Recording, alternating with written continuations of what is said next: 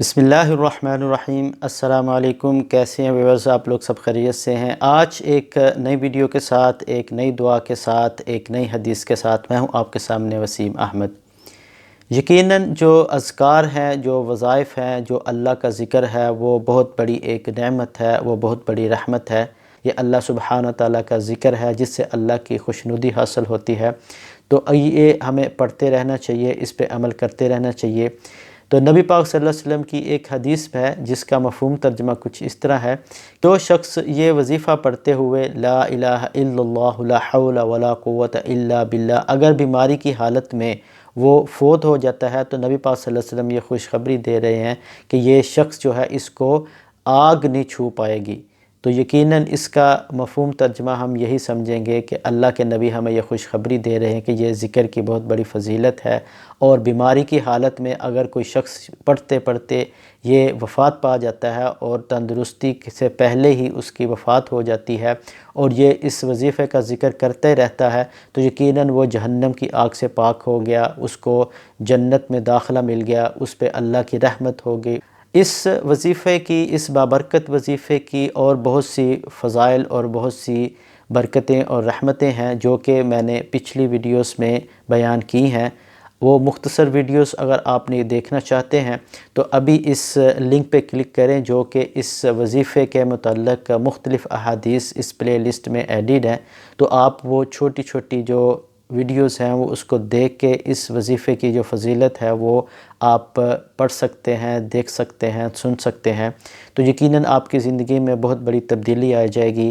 دس وظیفہ is life changing.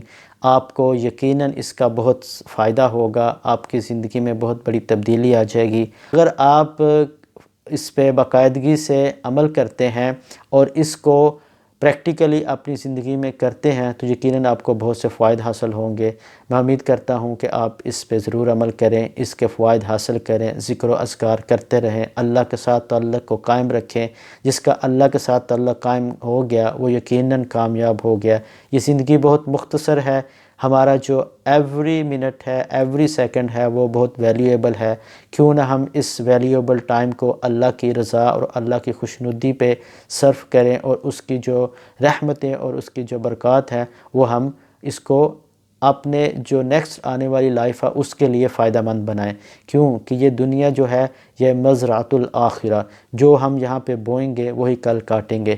تو یقیناً آج ہمارے پاس یہ ٹائم بھی ہے، ہمارے پاس وقت بھی ہے، اور ہمارے پاس یہ موقع بھی ہے کہ ہم اس جو اللہ سبحانہ تعالیٰ کا دیا ہوا ہمارے پاس ٹائم ہے وہ ہم اس کو اللہ کی یاد میں گزاریں، تاکہ جو ہماری اخروی زندگی شروع ہونے والی ہے اس میں ہمیں اس کی برکات ملیں۔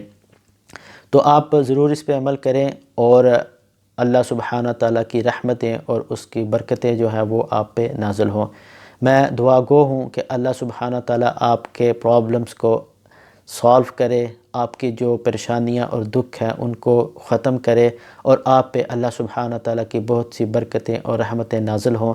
یقیناً یہ سارے کام تبھی ہوتے ہیں جب ہم کوئی پریکٹیکل عمل بھی کریں۔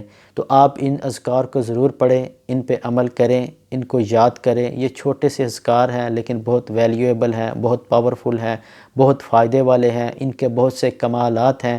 یہ جو ہے سپرسٹیشیس ورڈز ہیں جو کہ اللہ سبحانہ تعالیٰ کی طرف سے ہمارے لیے بہت بڑی نعمت اور بہت بڑا تحفہ ہے۔ تو ہمیں ان چیزوں پہ عمل کرتے رہنا چاہیے اور اللہ کو یاد رکھنا چاہیے۔ سو انشاءاللہ we will meet with another video۔ تب تک آپ اپنا خیال رکھیں اور مجھے بھی ان دعاؤں میں یاد رکھیں۔ السلام علیکم ورحمۃ اللہ وبرکاتہ۔